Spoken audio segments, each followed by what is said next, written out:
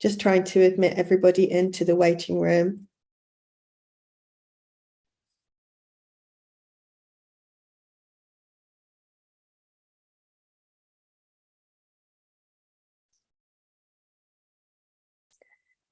We're nearly there.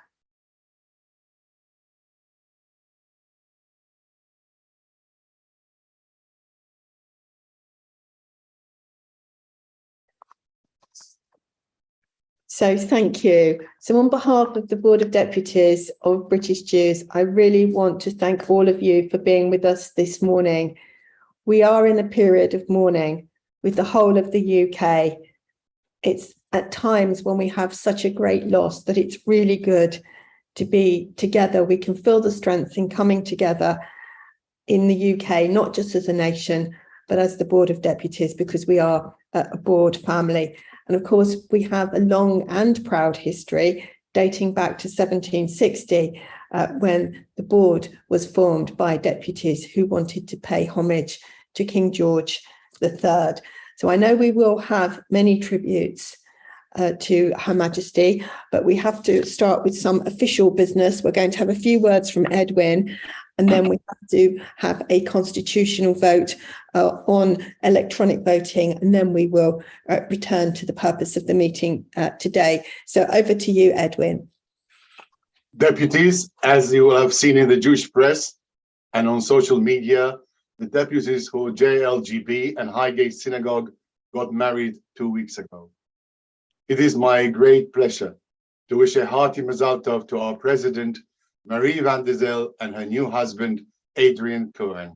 On behalf of all deputies and the professional team, we wish them a lifetime of happiness and continued success in all that they do on behalf of the board and other communal roles.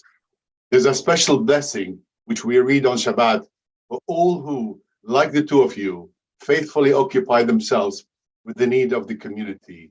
May the Holy One, blessed be He, give them their reward. May He remove from them all illness, grant them complete healing, and forgive all their sins. May He send blessing and success to all the work of their hands. וכל מי שעוסקים בצורכי ציבור באמונה, הקדוש ברוך הוא ישלם שכרם, וישלח ברכה והצלחה בכל מעשה ידיהם, עם כל ישראל אחיהם, ונאמר אמן. Oh, thank you, Edwin. I know we're very humbled, very grateful, and thank you so much I've had so many good wishes. I've heard from so many of you. Thank you. I really am very humbled indeed. Thank you. Now to our constitutional business that we hope will not take too long.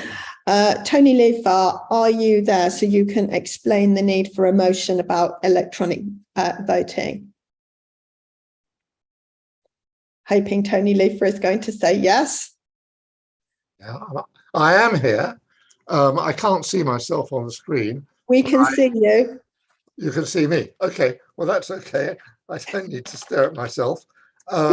Thank you, President. I'm just talking about the resolution which is before the meeting this morning, and it follows the resignation of Ben Crown as Treasurer. And the resolution is necessary because we need to be able to elect a new treasurer, but with rules slightly different from what's provided by the Constitution. So the appendix to the Constitution sets out rules for the election of honorary officers, and the rules deal with communications, personal attendance, meetings, voting, and all other processes which are all ordinarily to take place as physical processes and attendances. The resolution before the board today adjusts or suspends all of such matters so as to permit electronic processes and communications, including communications between the board and deputies, canvassing, voting, and it amends the management of the election processes. A 2/3 majority of deputies who vote is required for the resolution to be passed. That's really all I have to say, and I'm passing over to Lauren Kiles at the board to run the online voting process. Thank you. But before we do that, could I just please ask Lauren, and many apologies to the under 35 and any observers, Lauren will proceed to ask you to wait in the waiting room. So could we just have a little bit of time before that, and then Lauren will come on screen. You're on mute, Lauren. Thank you, everyone. We're just putting the under 35 observers in the waiting room. And once I've got the all okay, we will go ahead with the vote.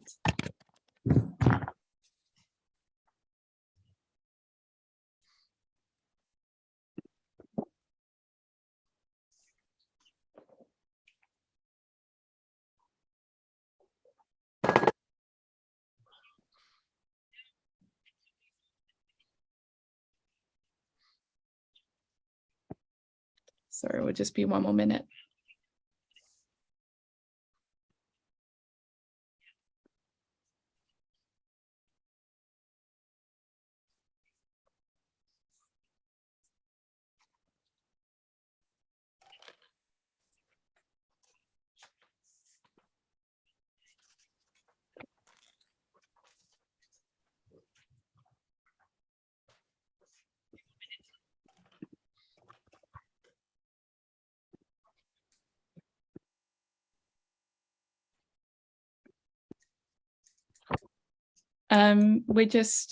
Sorry, we'll be one more minute. We're just putting people in the waiting room.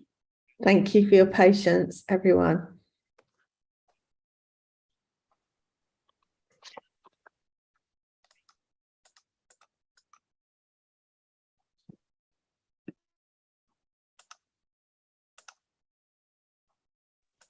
Can I ask for staff and HOs who are co-hosts to not let anyone in the waiting room at the moment?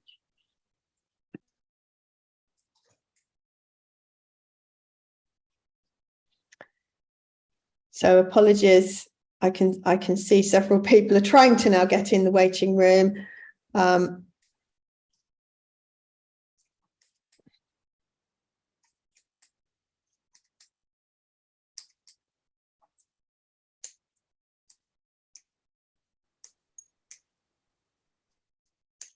Okay, we're going to go ahead with the vote now. So can I ask everyone voting in favour of the motion to pass to allow electronic voting? Can you now raise your virtual hand? You can do this by pressing the reactions bottom at the bottom of your screen, or it might be on the side of your screen, and you need to raise your virtual hand. Please keep your hands virtually raised until we close this part of the voting. So this is if you're voting in favour to pass the motion to allow electronic voting.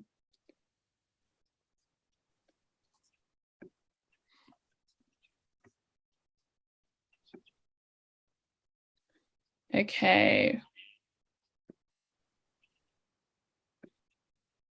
Okay, we're going to close this vote now. Okay, could you all lower your hands? Lower your virtual hands. Okay, we're actually doing that for you, so don't worry. Good. Great. Okay, we're now going to take votes against the motion. Please raise your virtual hand if you vote against the motion, which would not allow for electronic voting.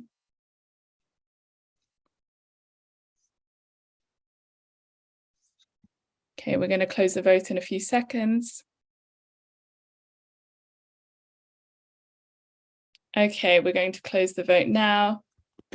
Thank you very much. And we will now let all the observers back in. Thank you. And Lauren, you're going to let me know the result so that I can announce the vote.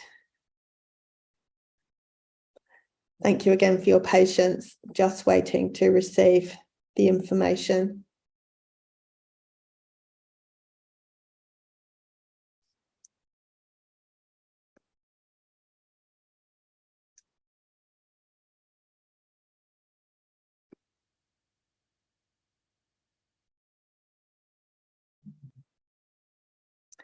Okay, thank you very much, everybody. There were 70 in favour that voted and 1 against. So thank you very much. The motion is carried. Thank you. So to return to our agenda, we're just letting in some additional people. So thank you. Thank you for your patience. So I will now open the meeting. So just over a week ago, we were all so shocked and deeply saddened by the news that Her Majesty the Queen had died at 96. The following morning, I, like a huge majority of British subjects, I woke up for the first time in a world where the Queen was not presiding over our nation. We are a country all in mourning. And for 70 years, she provided us with continuity, stability, and a sense of well-being. And it's not an exaggeration to say that the Queen was more than a head of state. And over the years, she really became the mother of our nation. And when times were tough, we all turned to her as we would to a parent. And she was always there with her smile. She was sensible, her reassuring words based on her many years of experience. And when we look back at her reign, she counselled an incredible 15 prime ministers from Winston Churchill to Liz Truss on crises ranging from the Cold War to the COVID pandemic. And throughout her reign, the Queen has been involved with the Jewish community. She held a palace reception in 2006 to celebrate the 350th anniversary of the resettlement of the Jewish community in this country from 1656, following the 1290 expulsion of the Jews, which was a terrible time for our community. And she's also carried out many engagements with Norwood and the Council of Christian and Jews, just 2 charities of which she is the patron. And in 1997, she unveiled a monument to Raoul Wallenberg, which was attended by President Isa Weitzman, which was part of his state visit. We absolutely know that King Charles will carry on this wonderful legacy. We were very honoured to have him as the guest of honour to celebrate the 250th anniversary of the Board of Deputies. And in 2019, he arranged a fantastic reception at Buckingham Palace. And I have to mention Simon Seaberg Montefiore. He was incredible in helping to arrange that event. And I was invited together with other faith leaders on Friday to meet the King at Buckingham Palace, which was incredible. This was only days after the passing of Her Majesty. And I have also been invited as a representative of the Jewish community with the Chief Rabbi to attend the state funeral tomorrow. And this is a clear sign of the importance with which the Jewish community is held by the King and the entire royal family. So that is something that is very, very special and very reassuring. There are so many things we're going to miss about the Queen. She was always there, always reliable. Her moral compass was strong. It was true. She would always have appropriate words, and she lived her life as a devoted daughter, mother, and wife, regardless of her duties. Her sense of humour was legendary. Even her video with Paddington Bear, such a short time ago, captured the heart of the nation. We will always remember the Queen with love, admiration, and the greatest of respect. May her memory be for a blessing, and long live the King. Thank you. Thank you so many people for offering and wanting to give tributes. Could we please ask Vivian Weinman to come on screen, followed by Rabbi Dweck, in the very politest of ways. We do have a very discreet clock, so if people go over, we will ask you very, very kindly to move on. Vivian, past President Vivian Weinman. Thank you, Madam President, for asking me. And can I begin by echoing Edwin Shuker's words of good wishes to you and Adrian, and for all the best in the future. And can I also echo your remarks about Her late Majesty and what a wonderful person she was.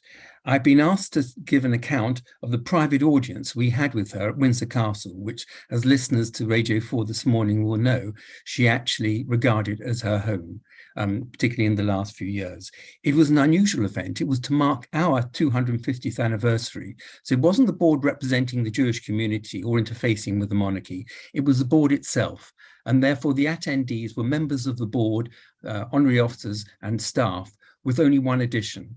If deputies will look at the original address which set up the board, it was addressed to King George III, in 1760, and it refers to the presenters not as a Jewish nation, or the nation of English Jews, or even the nation of British Jews, but as a nation of Portuguese Jews.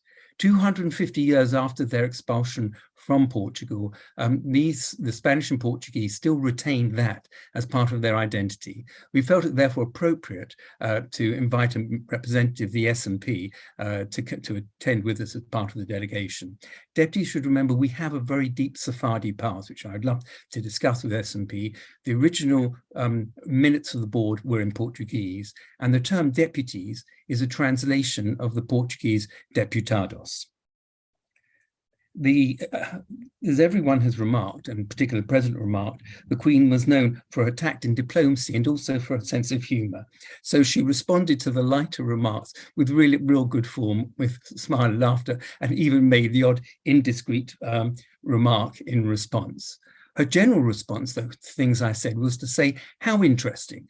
And I have to remind myself that I had a good friend who won the Queen's Award for Export. And when she was addressing the person in front of him, she said to him, what do you do? And he said, I manufacture ball bearings. And the Queen's response was, ball bearings? How interesting. So whenever she said how interesting to me, I thought to myself, Vivian, think of ball bearings. But in fact, she showed a real interest and affection for the Jewish community. We made presentations to her and congratulated her first on the engagement of her grandson, the Prince of Wales, then he was Prince William. And this was done, she reacted just as a very affectionate Jewish grandmother would react on hearing that her son, who's now I think he was about 30 at the time, had got engaged. So it made a lovely soft point in our discussion. But she actually brought a general graciousness to it. And we, in response, told her that as Jews, loyalty to the monarchy is really part of our DNA. And I made the point, which was made in the letters in the Times last week, and been made by my successors and all my predecessors, that we're instructed to pray for the welfare of the monarch, and that this instruction goes right back to biblical times, in fact, to Jeremiah. And she responded very well to that.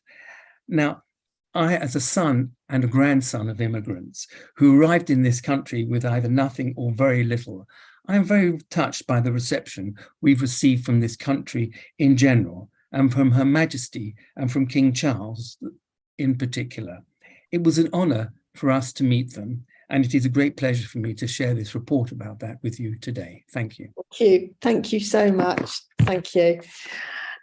Do we have Rabbi Dweck online, please?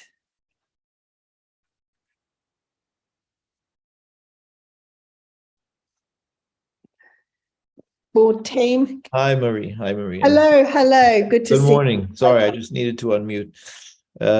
It's a great honor to be able to participate in this morning's commemorations and recognitions of Her late Majesty. And Marie, I thank you very much, and to all of the board members and deputies.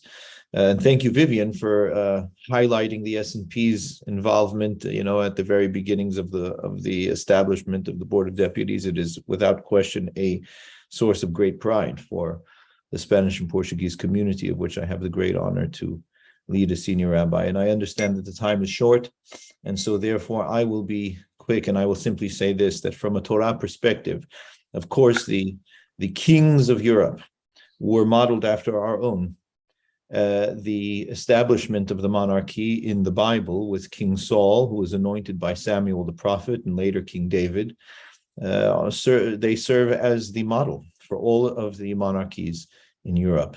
And there is one thing that the Torah says very importantly about the nature of a king or monarch, And that is that a monarch has no life of his or her own. And there's a midrash that's taught by the Hachamim that says that Adam Rishon, that the primal human was Adam, was shown all of the souls in the world by God.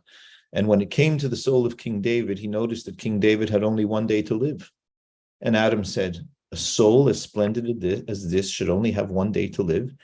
And God said, well, if you'd like, Adam, you can give him years of your life. And Adam gave him, according to the Midrash, 70 years of his life. Adam was supposed to live for 1,000. He ended up, as the Bible says, living for only 930, and 70 of those years were given to King David. And of course, what is it that this Midrash teaches us?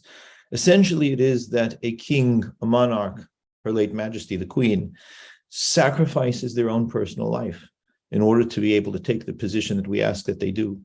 And the life then becomes the emergent manifestation of all of her people.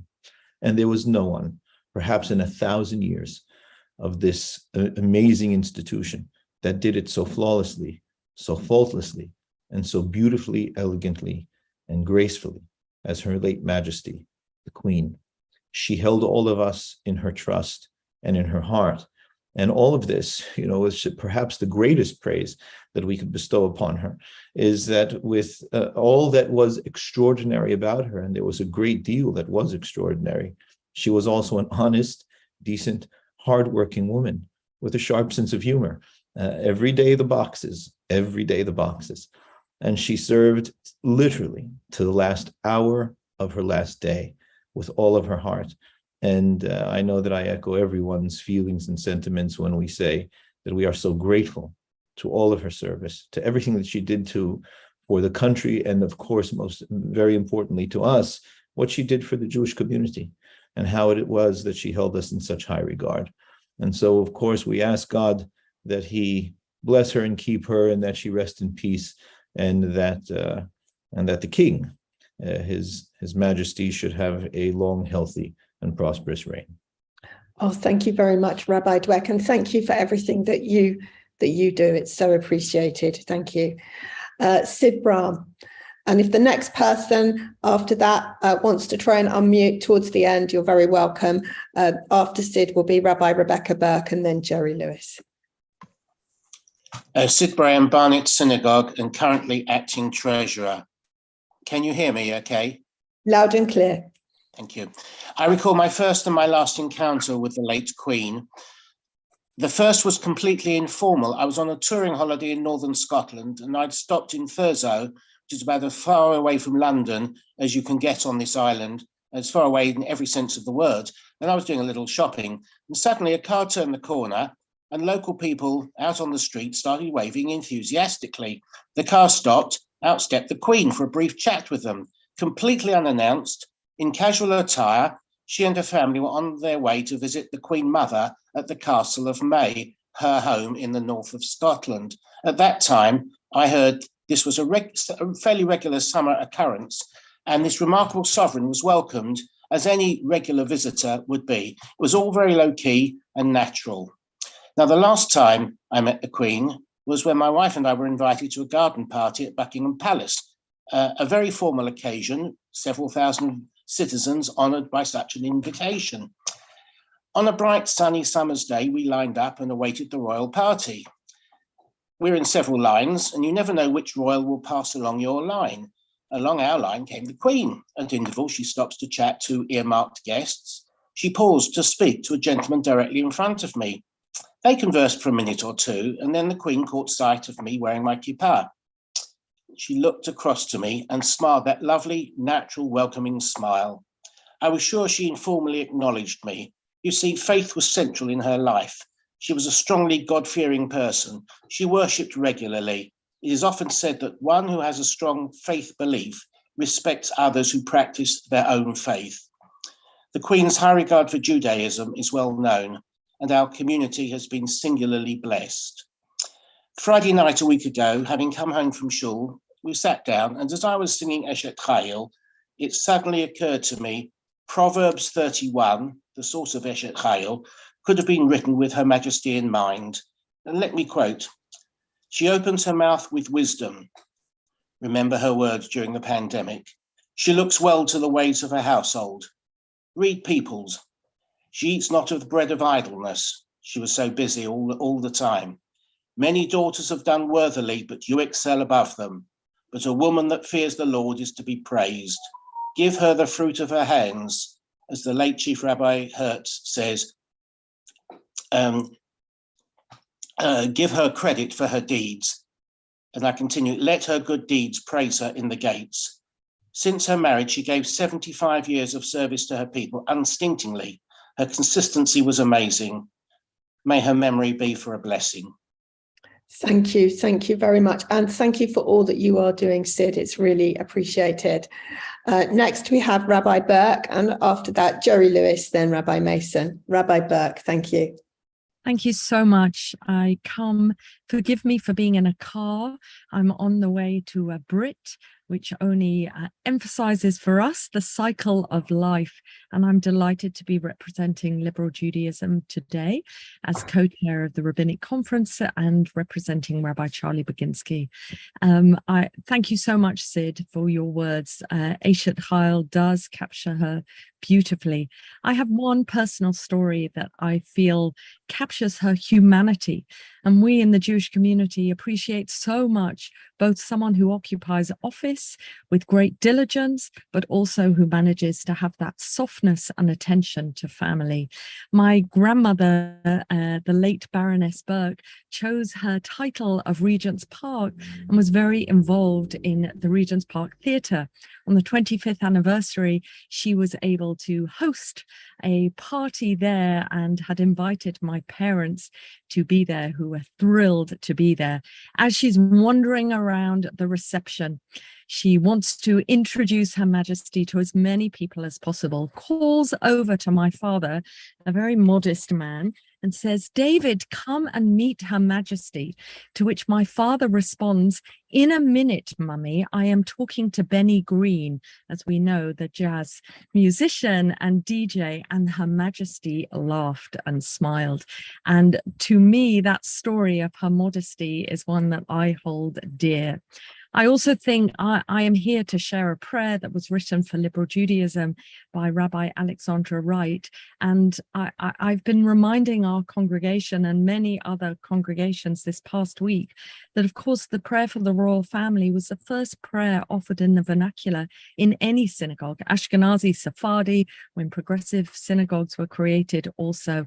And so there is something deeply poignant for us when we offer those prayers. So if I may, eternal God, source of compassion and strength, we stand before you in grief and sorrow to mourn the death of our sovereign lady, Queen Elizabeth, who died, as we know, last Thursday at the age of 96. During the 70 years of her reign, during which she saw many upheavals and changes, she served her people with enduring devotion and grace, uniting races, creeds, tongues with outstretched hand and cheerful countenance. You endowed her with wisdom and discretion, with dignity and strength of purpose. In times of turmoil and distress, she sought comfort from her faith and led by example, accepting the discipline of sovereignty, serving God with humility and intent. She worked with abiding and conscientious duty for the good of all her people, uniting us as one humanity. Merciful God, bring comfort and strength to her family and all who mourn her death.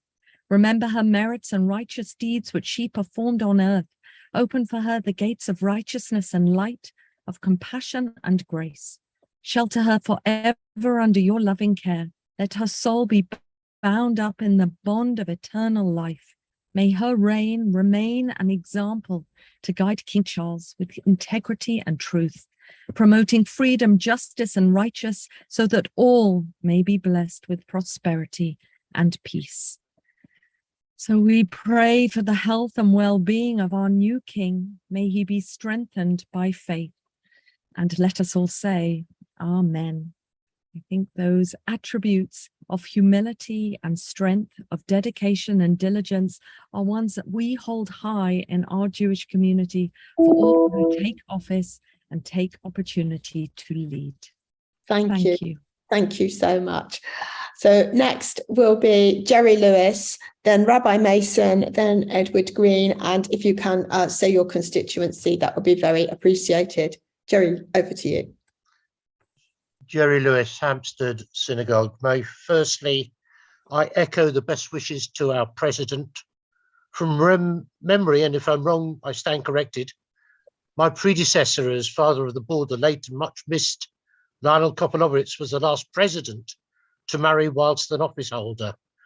How he, with his special talent in giving speeches on such occasions as this, would have made a major contribution today.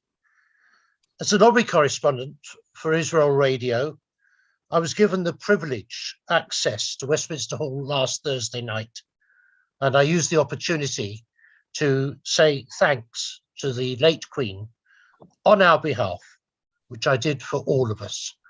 It was a very moving and very special occasion. And for those of us who were able to go, it's something that will be seared in the memory. The one very special privilege one has as a board honorary officer is to be in attendance when royal occasions present themselves.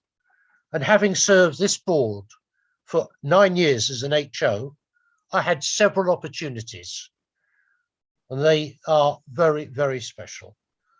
The one occasion in Buckingham Palace which springs to mind is when, despite protocol saying otherwise, I asked Her Majesty whether it would be a special event and a tribute to her loyal subjects if she visited Israel.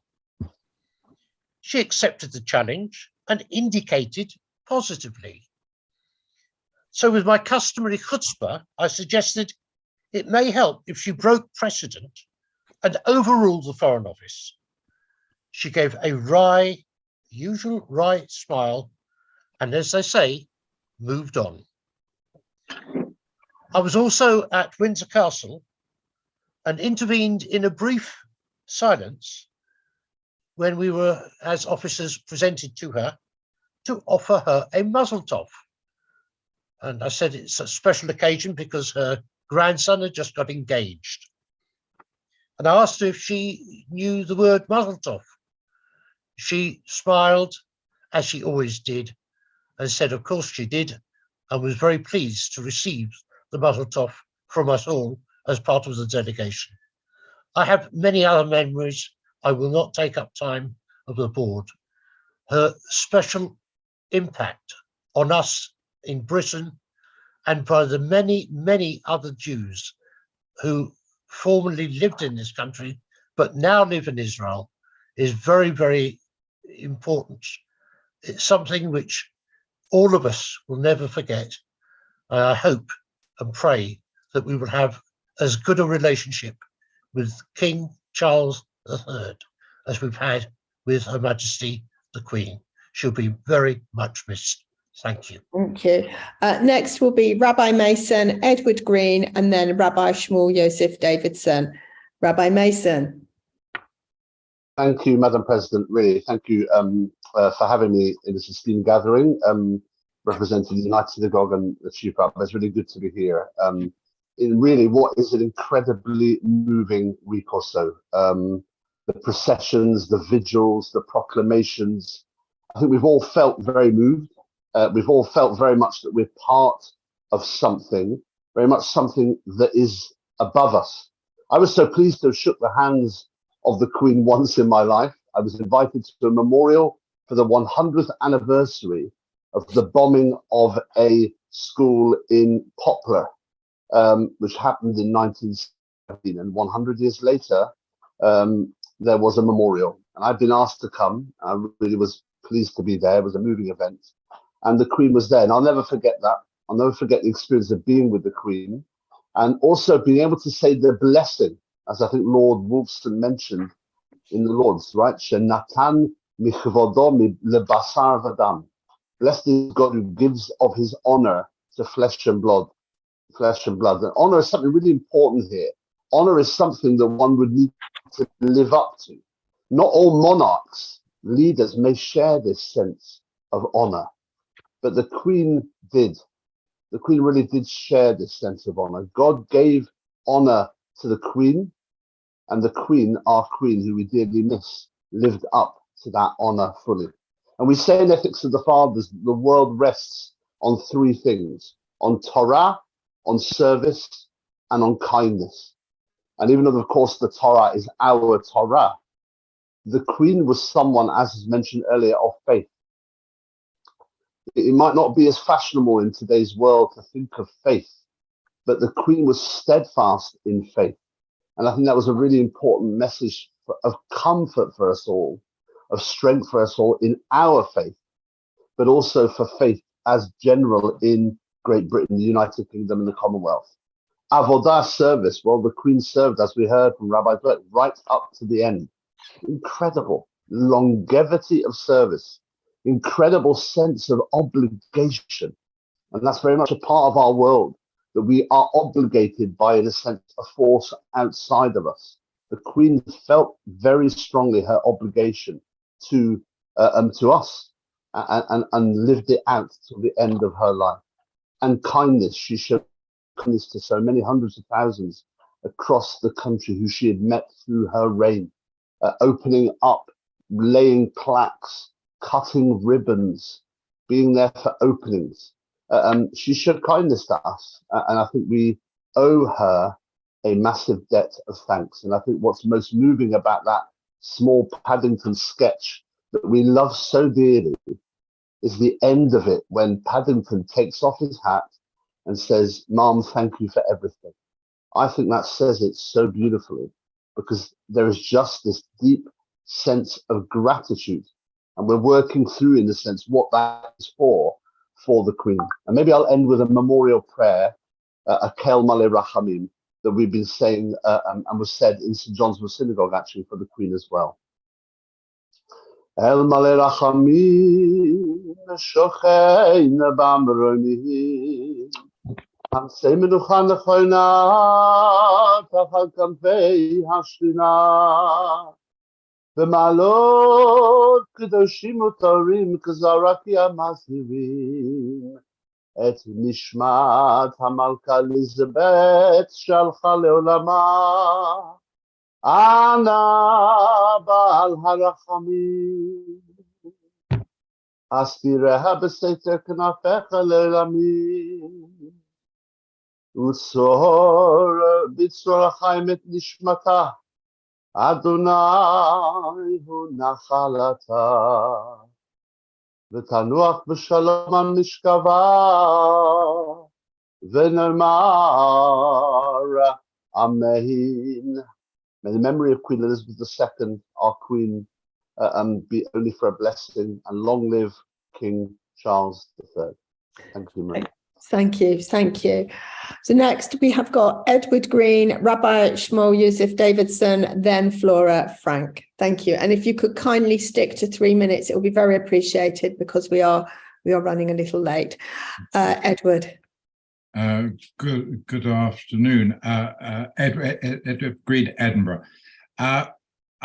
Firstly, I must wish you Mazel Tov, Marie. That's great news. I've come across the Queen in three guises, and we were asked to talk about our own experiences. First, I was a student. I was learning to go into the hotel trade. So I'm talking about 50 odd years ago, and one student was picked a year from my college and go and work in the royal household, and I was picked that year, and I went to work at Windsor and then at Balmoral. Now I've heard somebody, Vivian, I think it was, mentioned that she was like a Jewish grandmother at one point, and I certainly felt that there was very much a sort of mother of the house, even though that she was the Queen and there was a master of the household that ran the place. You were aware that the Queen was her home, and even though there was a staff of millions and all that sort of thing, it was very much her home.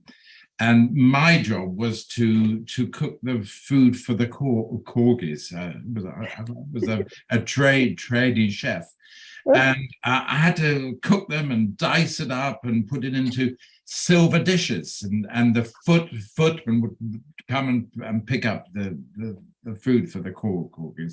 And I laughed when I saw that the Queen would have her breakfast out of Tupperware, but of course the corgis, the royal corgis, she was so attached to, had their meals served to them out of antique silver on tray dishes.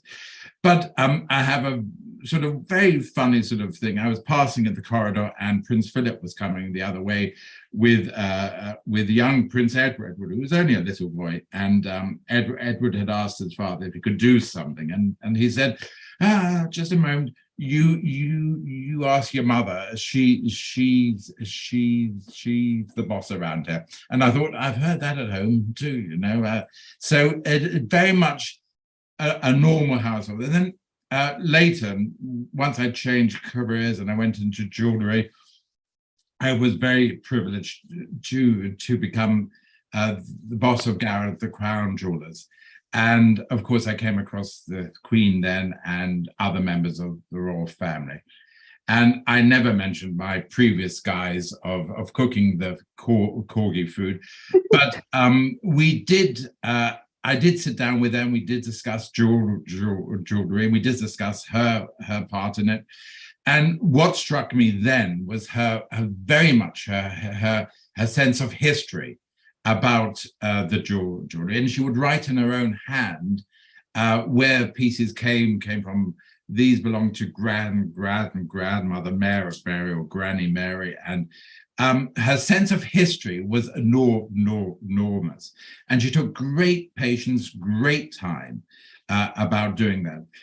She did ask me on one occasion, she said to me, do you think you can have a word with Mother Buffy about my ruby necklace? She won't give it back to me. And I said, oh, yes, ma'am, of course. But of course, I had no intention of saying to the Queen Mother, the Queen wants her ruby necklace back.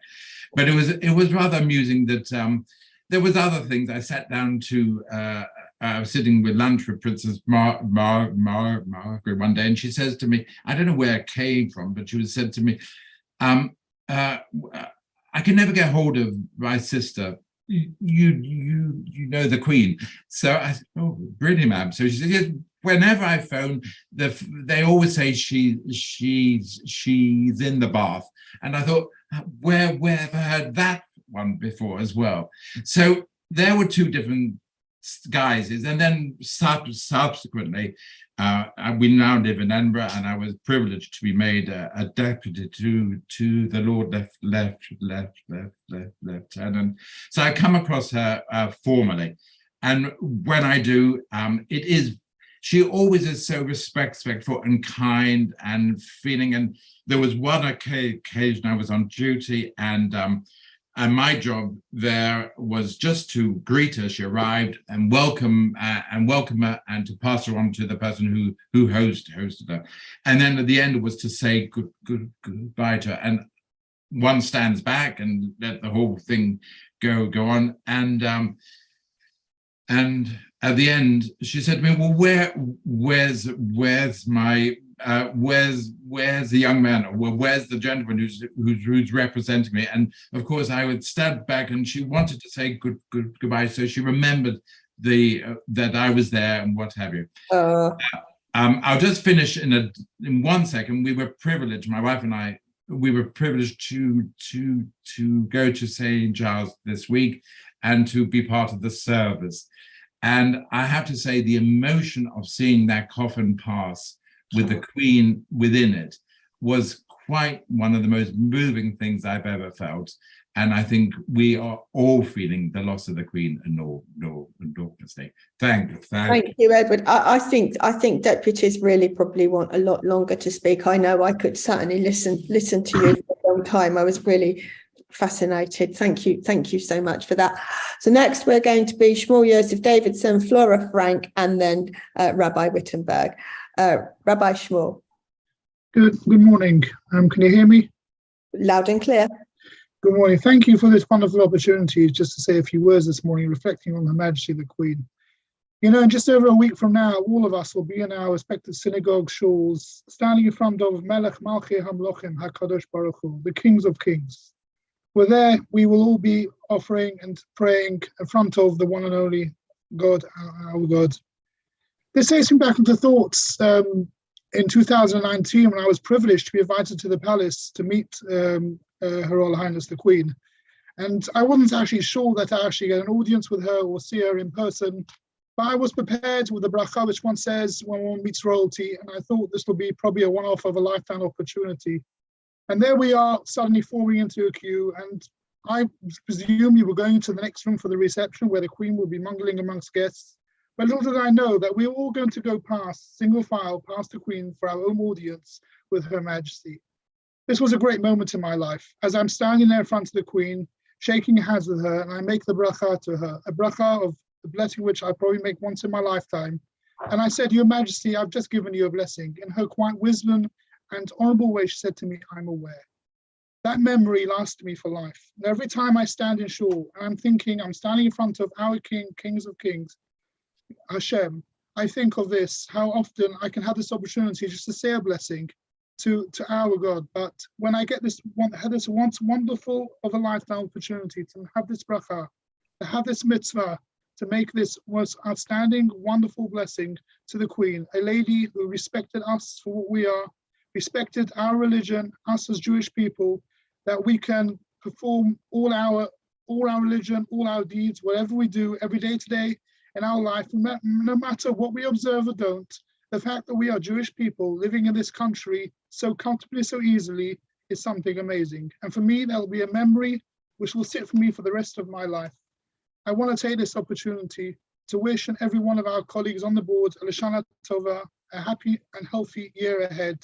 And I thank the board for once again inviting me to say a few words on this wonderful occasion and this memorable occasion. And I thank you all for listening.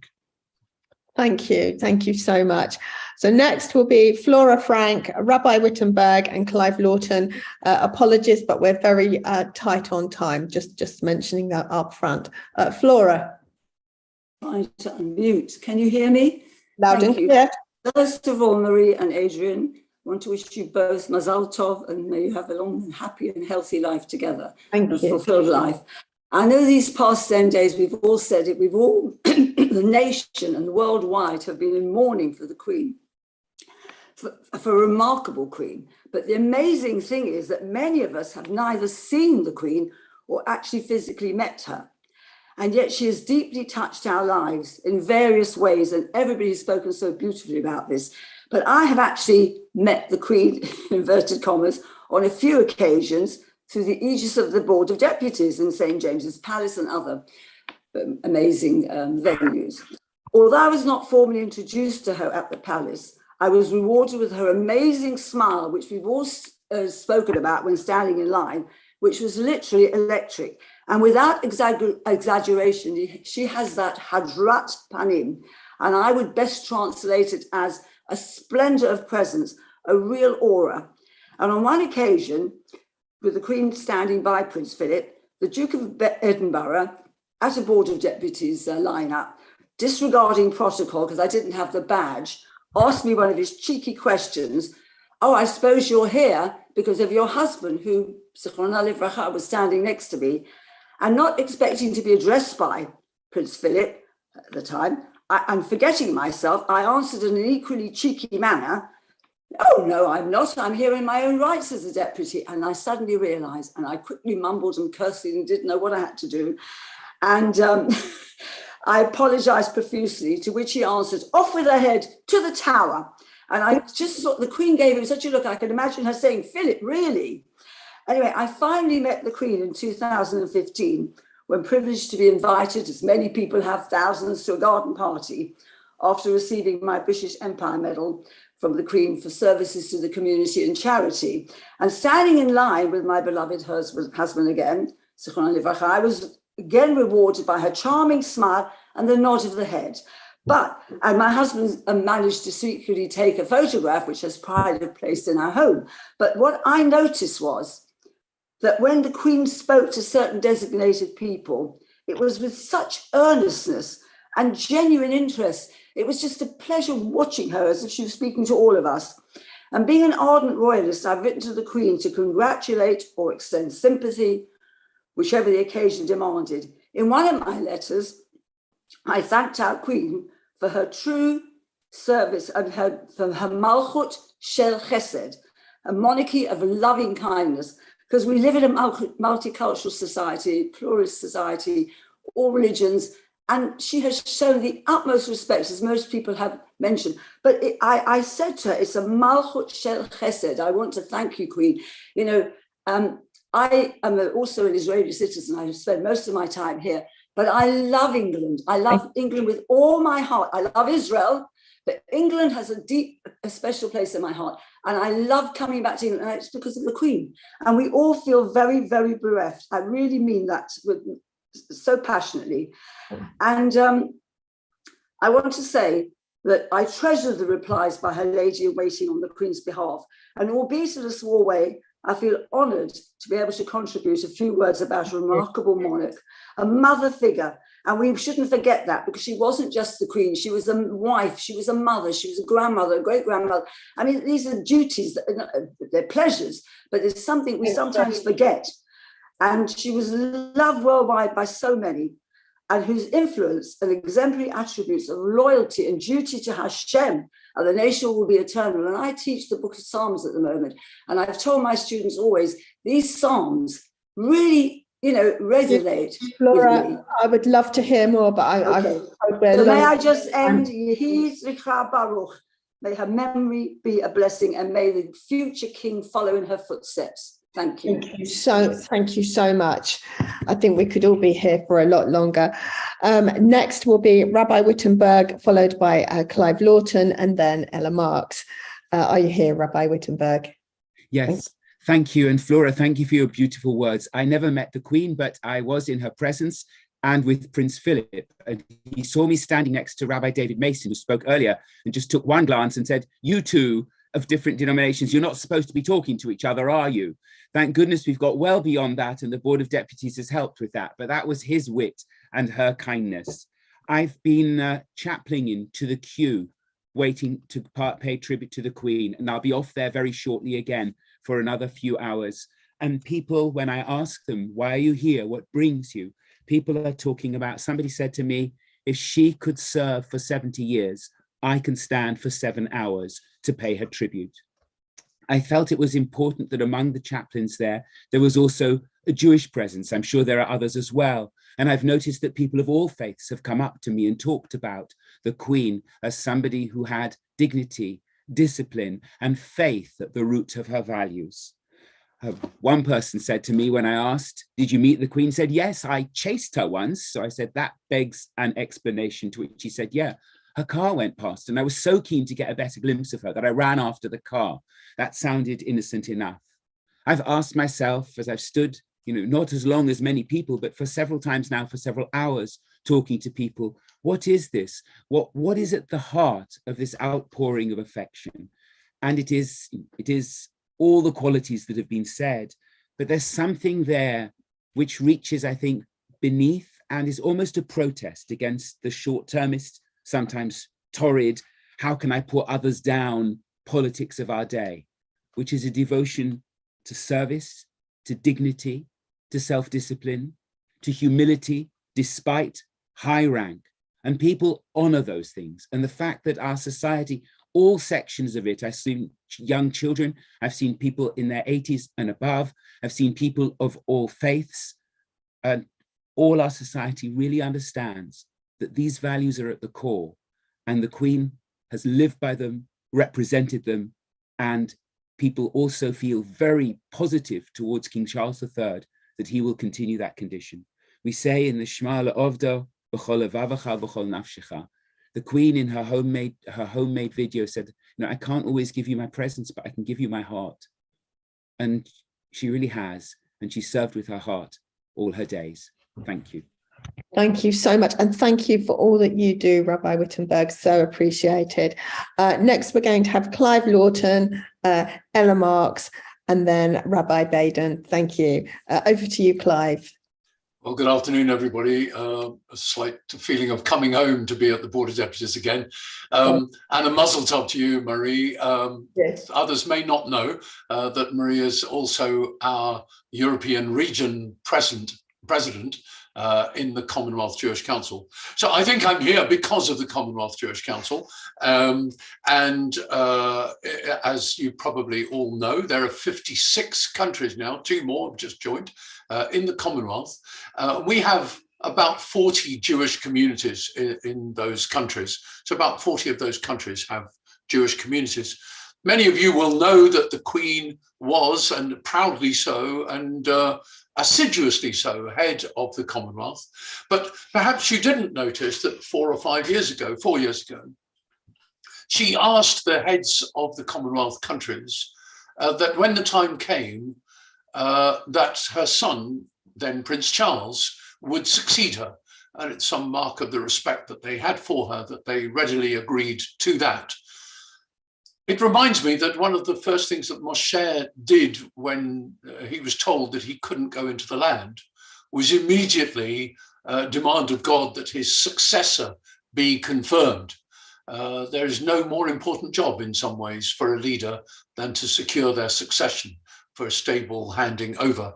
And she certainly did that at the Commonwealth, and we've seen her doing it in our own country too, to get, in a way, the whole setup ready for this moment. Even if we didn't anticipate it, she did. Some of you will know that the Queen is only head of state, not of those 56 countries, but perhaps only 15 or so of them. And that may well change in coming years. But she remained, and Prince, now King Charles, will be head of the Commonwealth. I got greetings from lots of our countries, and I just want to read you 2 very brief ones. One from Uganda. You may not know there's a Jewish community in Uganda, but there is. And I got this note. We at the entire Jewish Response Uganda and the Abu Yadaya are very heartbroken with the sad passing away of Queen Elizabeth Alexandra Mary II. Baruch Dayan Emet. May all the blessings be, all the memories be blessings. We stand with you all in prayers. We hope that all of you at the CJC family and London people are surrounded with much love.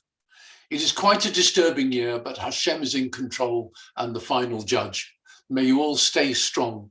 May her soul rest in eternal peace. With much love, Tarfon. And then another. On behalf of our small community in Trinidad and Tobago, it is each and every one of us that is saddened by the death of Queen Elizabeth.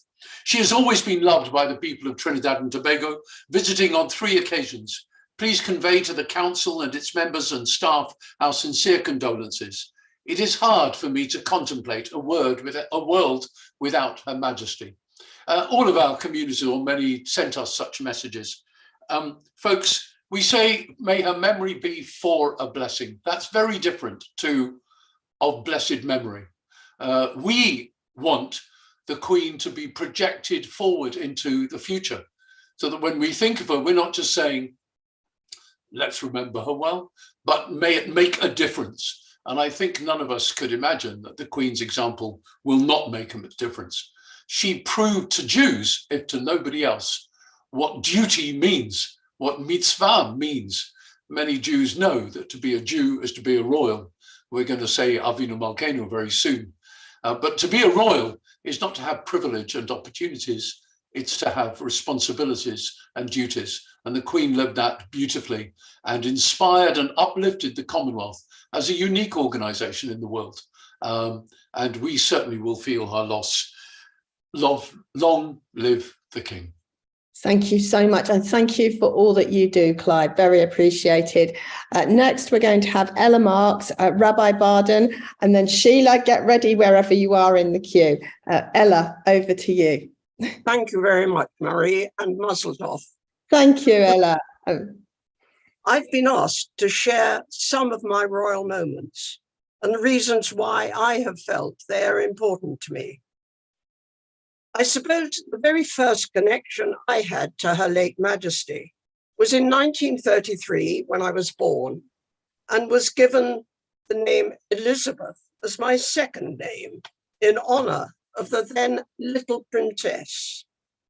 This was followed in 1937 at an event which I'm afraid I don't really remember, but was part of family history. And it was by being on my father's shoulders outside Buckingham Palace to see the newly crowned George VI. As you may be beginning to see, my beloved late father plays a role in this. He came as a late teenager to London on his own, without family or friends, and certainly with very little money. He was naturalized British in the late 1920s and became ardently loyal to this country ever after, including volunteering for the fire service during the Second World War, as he was too old to be called up. The following brushes with royalty were of my own volition and included watching the late King George's funeral procession from the Mall, which was incredibly moving. And then 1 year later, sleeping out in St. James's Street to watch Her late Majesty's coronation. It will come full circle when I will be at Westminster Abbey tomorrow for her funeral, which I feel sure will be an incredible experience. And I'm now looking forward to my next occasion when I will be given the MBE insignia, which I was granted in the last British honours, birthday honours. But why? Why am I feel so loyal to the Queen and our present King? I'm only too aware that I have to be grateful to my father that he came here and that subsequently I did not share the fate of his parents, the grandparents I never knew, and others of his family.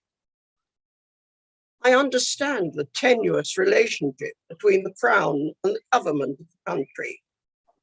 But to me, Her Majesty had symbolized the Crown, and it has meant stability, continuity, and overall, despite the recent rise in anti-Semitism, a feeling of safety. Thank you, Marie. Thank you. And I do hope to be able to see you tomorrow, and Mazel Tov, well deserved on your honour. And I've named both my children Elizabeth or a variation also for second names. That's really fascinating to hear that. Thank you so much. So next, Rabbi Barden, Sheila, and then Richard Cohen. So get ready. Rabbi Barden, open to you. Thank you very much. And Mazel Tov to you, the President, on behalf of the Reform communities and the Assembly of Reform Rabbis and Cantors. I'm very honored to be here and slightly surprised and very humbled. But I'm not here to talk about myself, though my origins are in Scotland, where she was in fact Elizabeth, Queen of Scots, and in Canada, where she was indeed Queen of Canada. But I'm here to represent Reform Judaism as co-chair of the Assembly of Reform Rabbis and Cantors, alongside Rabbi Kathleen DeMachta from Middleton. And we composed a prayer over a week ago, as soon as we heard the news of the passing of the Queen, and I just want to quote from it. It's basically in a we remember form. As we mourn the Queen, our sovereign lady, for 70 years, we remember her. We remember the young Princess Elizabeth, once heir to the throne, who with her parents, King George VI and Queen Elizabeth, the Queen Mother, gave leadership and inspiration, not least to the Jewish community, throughout the dark years of the Second World War. We remember her accession to the throne in 1952, a young woman in her 20s. She quickly became a figure of exceptional stability and continuity, accompanying the people of Britain and the Commonwealth throughout our own lives. We remember the dignity and humility and the peaceful presence which she brought to the affairs of state and to her own everyday duties as monarch for 7 decades, demonstrating a warm and unswerving commitment to the real diversity of the human family. We remember and take strength from her outstanding example of dedication, benevolence, and good humor, bringing strength to countless individuals in their everyday lives, most recently during the years of the coronavirus pandemic. With fondness, we recall her love of nature and the outdoor world and the important place of animals in her life.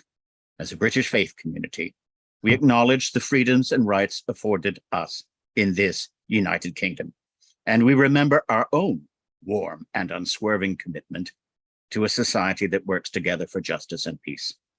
We honor the memory of Her Majesty Queen Elizabeth II, who helped so many of us to realize our own commitments as good citizens and as good Jews by her example of dedication to the service of her people, giving us hope through times of turmoil and change. And we ask God to comfort the sorrowing hearts of His Majesty the King and all members of the royal family and all who mourn. Thank you. Thank you so much. And thank you for all that you do and your very good wishes. So next will be Sheila Gewolb, Richard Cohen, Michael Ziff, and then Angela Cohen.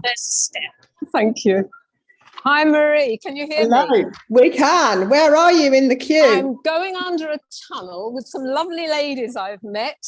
I feel like something on the BBC that I should be, interviewing people. No, we came off under Tower Bridge, through Bermondsey, under Tower Bridge, along the river. Now we're walking up towards Lambeth Bridge. But anyway, this is amazing. Never again, or to have a part of the plenary on this momentous occasion when I'm actually in the lying in state queue. I've been here about 4.5 hours. I'm probably about halfway, I would say. Anyway, so thank you for the opportunity asking me to speak, and muzzle tov, like everybody else has said. And I just have to say that along with Edward Green, for people who don't know, I'm also a deputy lieutenant.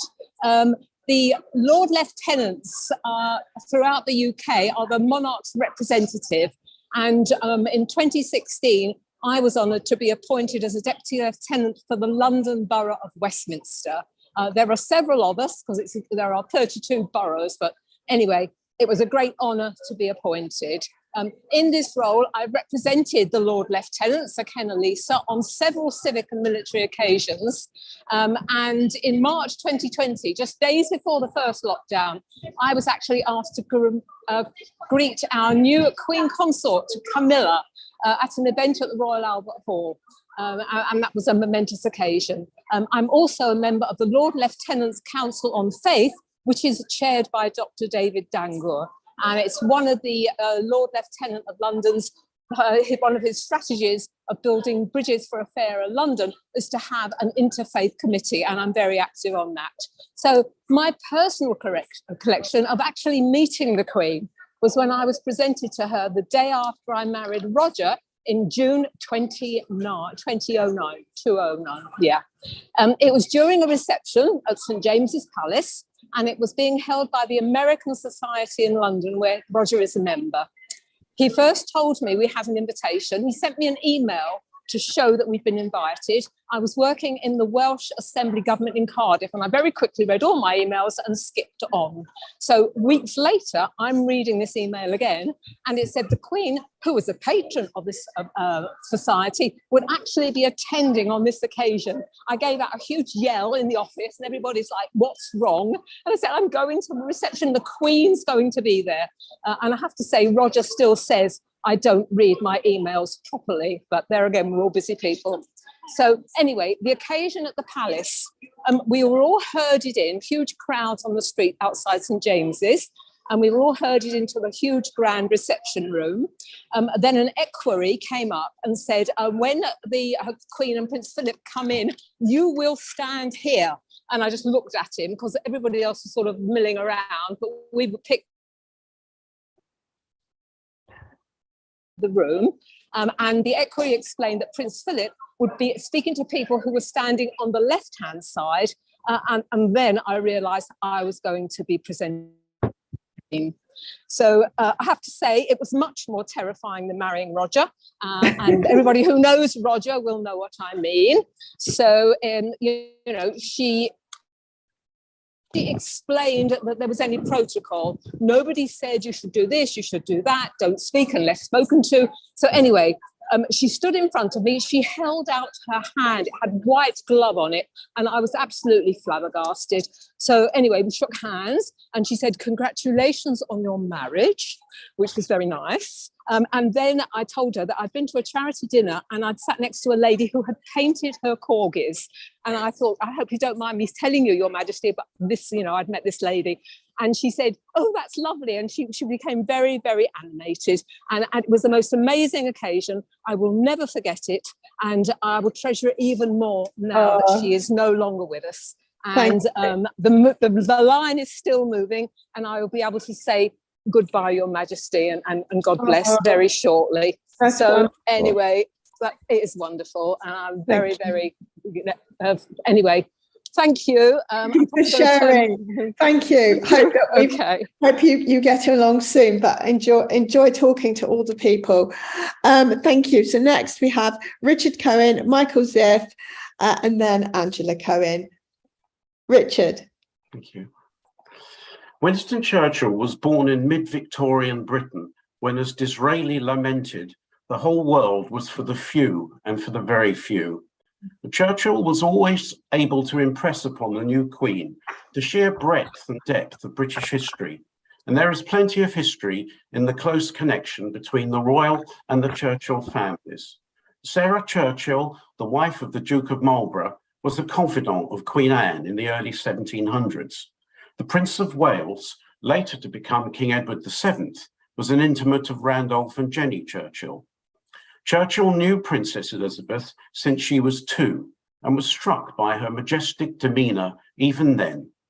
He imbued in her the arts of statecraft and diplomacy, which she used to good effect in facilitating the seamless transition from empire to Commonwealth and in binding up the wounds of Northern Ireland. On a more human level, he knew how to make her laugh and put her at ease with their shared love of all things equine. In the 1930s, Churchill was not only persona non grata with the Conservative Party, he was out of favour with the royal family because he supported Edward VIII in the abdication crisis, alienated the aristocracy during his 20 years as a Liberal. He was half American, considered to be a man of poor judgment and too ambitious by half. His philo-Semitic outlook and active promotion of the Balfour Declaration further set him apart. Most strikingly, the royal family, until war broke out, openly advocated the policy of appeasement. In 1940, they backed Halifax to succeed Chamberlain. Nevertheless, over the course of time, King George VI came to say of Churchill that he could not have hoped to have had a better prime minister. Theirs was a partnership of the utmost confidence. Her Majesty had a ringside seat at this evolving relationship between Winston Churchill and her beloved father. In 1955, upon his retirement, Churchill concluded, "I regard it as a most direct mark of God's favour we have ever received that the whole structure of our new formed Commonwealth has been linked and illuminated by such a sparkling presence at its summit." Likewise, Her Majesty regarded Winston Churchill as her favourite Prime Minister. She ordered a state funeral for him in 1965 and allowed the Churchill family to have precedence over hers in attending their act. In 1942, Churchill wrote to the Archbishop of Canterbury at the end of the war and saying that during the mid-period of the war, that the end of the war will usher in an era where human rights will be enthroned and there will be an end to racial persecution. At this solemn hour in our history, let us resolve to continue their work so that all the dwellers of the earth may walk together in majesty, in justice, and in peace. Thank you so much. It is incredible that the Queen has spanned 15 prime ministers, and thank you very much, Richard, for talking about Winston Churchill, the first prime minister. And there's a great film called The Darkest Hour as well that I'm sure some of us will have seen. Can I please now ask Michael Ziff and then Angela Cohen, and then we will be playing a video.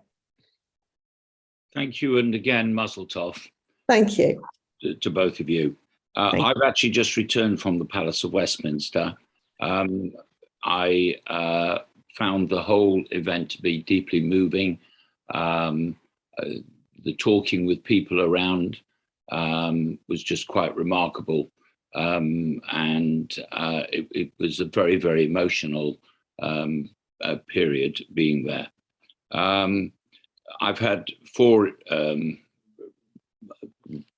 viewings with the Queen. The first was when she came to see her aunt, the Princess Royal, in Harewood, and my parents were close friends of her son, the late Lord Harewood, and we got invited. I was a little boy then, about 6 or 7, and we were on the steps of Harewood House on that occasion. The second occasion was the opening of a shop that we had in Windsor when she opened a new shopping centre, and she came into the shop, and my father, who was there also, turned around to her. He was introduced. I wasn't introduced because I wasn't old enough, I guess. He said, he asked if he could sell her a pair of shoes. She did decline. The next 2 occasions were St James's Palace at the community event in the mid-90s to celebrate, I think it was 250 years, and also at a garden party, which I was there as a guest of the late Stanley Cohen. And on that occasion, she was traveling with Prince Philip, and she'd asked me what did I do. So clearly she didn't remember me as a salesman in the shoe shop. And she said, what do I do? And I said, I sell shoes, to which Prince Philip interrupted.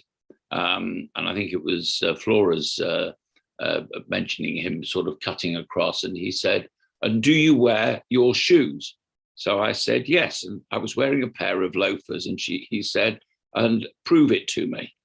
So he said, yes, seriously, take your shoe off. So I took my shoe off and I said, it was Barrett's. Normally, actually, I would have worn a pair of Churches, but actually on that day, I thought I'm going to try these new shoes because they look clean and nice. So I chose the right shoes for the right day. So those were my sort of 3-4 experiences with Her Royalty. She was an outstanding leader, a great role model. She devoted her life to service to the country. Her commitment and dedication and work ethic knew no bounds. May she rest in peace. Thank you very, very much. Thank you. Can I just explain? We'll have Angela Cohen, and then we're going to have a video. Then we're going to hear from Ajax, Brian Bloom, and then we will play God Save the King. I hope that you can all stay here so that we can all stand and sing the anthem, and Amanda is going to close the meeting. So over, please, to Angela Cohen. Thank you. Thanks, Marie, very much. I chair the 45A Society. My late father was one of 732 Holocaust survivors who arrived in the UK in 1945. The group became known as the Boys, although 180 of them were actually girls. In the 60s, they formed the 45A Society, and one of their missions was to give back to their adopted country, which they, and I choose this word very carefully, had fallen in love with.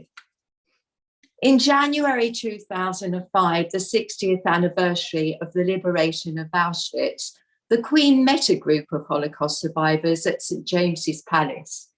She stayed an hour and a half longer than was planned. And in fact, one of her attendants said that she had never known her to linger so long after her scheduled departure. A particular survivor was one of our boys, Israel Rajinsky. He lived in a Hasidic community in Stamford Hill. He always wore the traditional black hat and coat. He had beautiful white beard and, like the Queen, piercing blue eyes. And he was my dad's friend. We were attending our annual reunion when Israel Rajinsky made a beeline to get to me. He had an envelope in his hand. He was very excited and quickly took out a beautiful picture of him talking to the Queen. "Oh," I said, "what did you say to her?" I told her that in the Bible there was a man called Joseph who was famous for his dreams, and many thought he was crazy.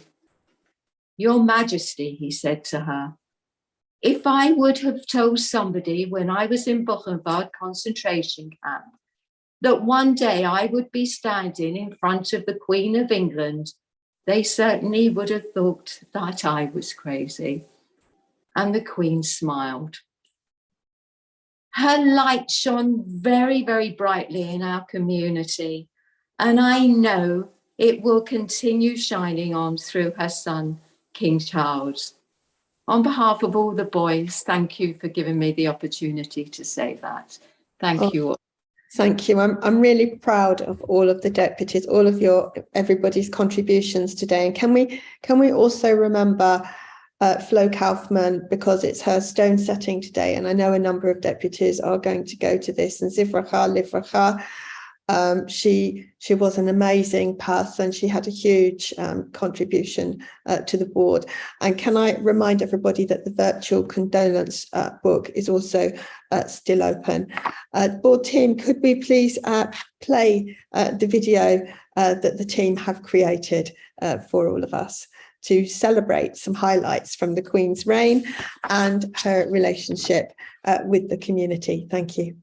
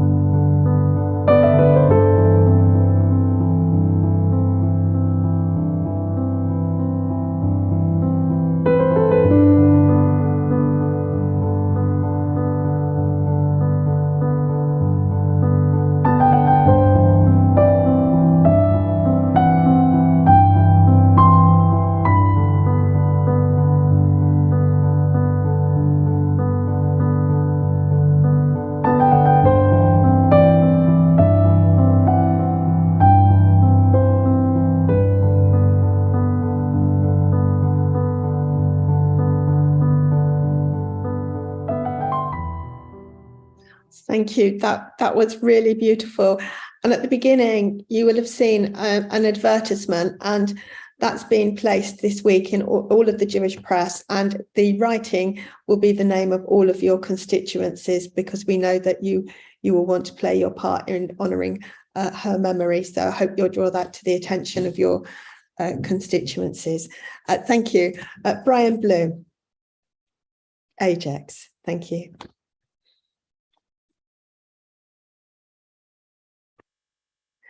You're on mute, Brian. You're still on mute.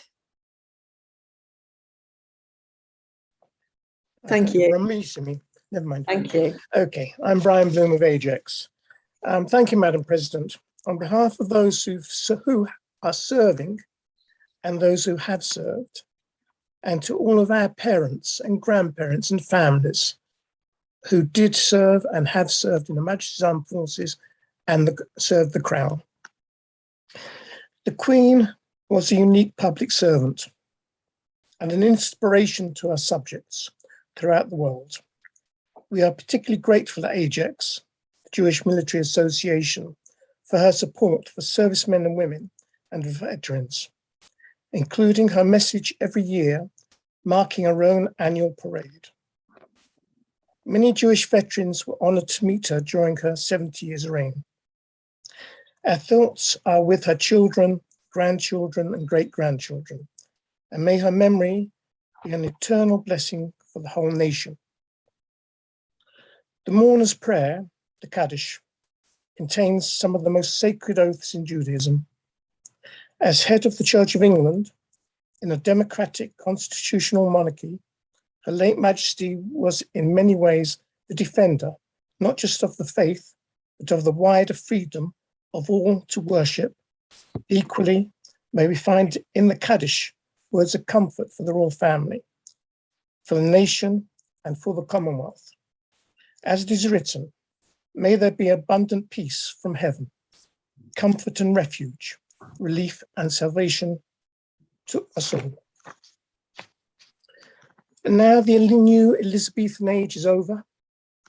King Charles III will seek to define his own reign in a world of rapid change, uncertainty, and arguably greater division than we have seen for decades.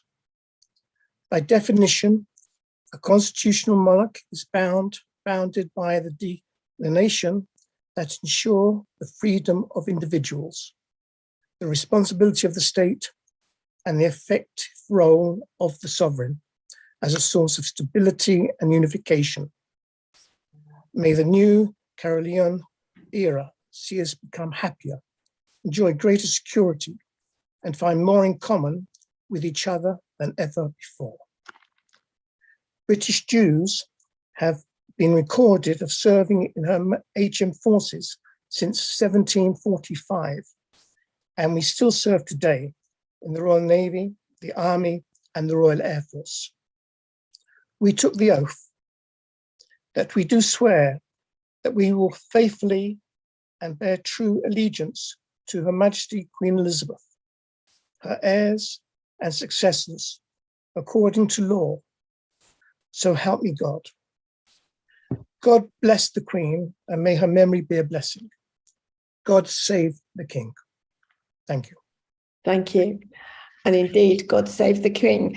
Could I ask all of you who are able, could you please stand to sing the national anthem? If you can try and raise your computers, that is fine, or move them. Can we please have the anthem, please?